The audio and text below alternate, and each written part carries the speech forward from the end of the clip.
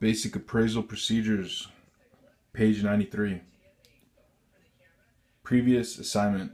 That information may be updated as well. We will step through some of the most common information needed and the sources used by appraisers for describing property, along with how the information is described and illustrated in appraisal reports. Keep in mind, though, this information is general. To meet some client and regulatory requirements, additional, specific commentary or documentation must be provided by the appraiser in the appraisal report. 2. Basic subject information. Some of the subject information needed for an appraisal is straightforward, such as the address, legal description, tax information, etc. Much of this data can be gathered from public records, legal description, assessor's parcel number, taxes, current owner, etc. Flood information, map reference, and census tract may take a little more research, but are easily attainable. Census data or other data on the age, occupation, income level, etc. should be gathered and compared as part of this final step. A good resource for information is www.census.gov. Neighborhood. Information could be simply the name of a subdivision or other easily identifiable moniker, such as a recognizable and common reference to an area of a town or city, or perhaps a specific suburban or rural reference. Remember, though, the information must be clear and understandable to intended users.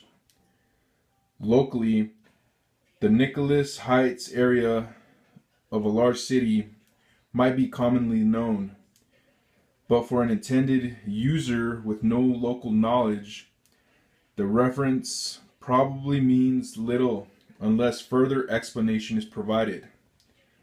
Typically, more detailed neighborhood information is given in the appraisal report in order to assist intended users in understanding what is being stated.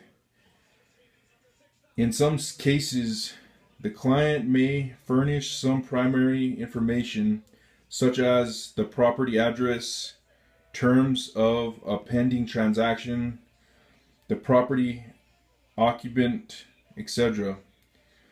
Other information such as parcel number and real estate taxes often may not be known by the client and must be researched by the appraiser. Fortunately, much of this information is available online in many areas. Location. Exact position of real estate. Neighborhood. Any constant, contiguous area that may be identified by similar characteristics of physical boundaries, also referred to as market area. Non-conforming use. Property use that does not conform to current zoning laws, but is allowed because the property was being used that way before the new zoning law was passed. Also called grandfathered use. See grandfathered. Pass-through zoning. Zones set up in a hierarchical fashion, such that all uses above the current zoning are permitted. Pass-through zoning goes in only one direction. Progression. A principle that says the value of a home is positively affected by the other homes in an area.